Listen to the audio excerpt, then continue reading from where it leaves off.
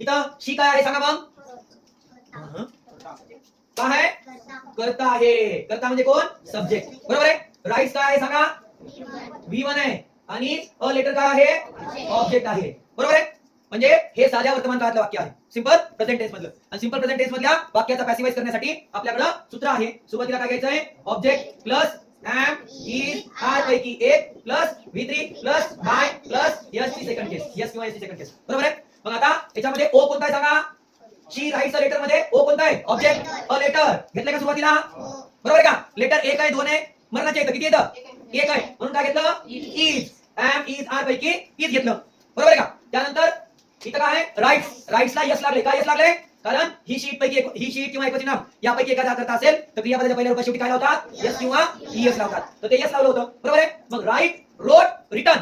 बरोबर आहे ना? राईट, रोट, रिटर्न. थर्ड रूप कोणतं आहे? रिटर्न. म्हणून काय घेतलंय? रिटर्न. ते V3 झालं. त्यानंतर काय घेतलंय? बाय. घेतलं का? आणि सब्जेक्ट कोणता होता? शी. शीचं सेकंड केस काय होईल? हर. बघा काय कसं केलं ते आता? आलं लक्षात? नक्की? हा? चला येऊन जा.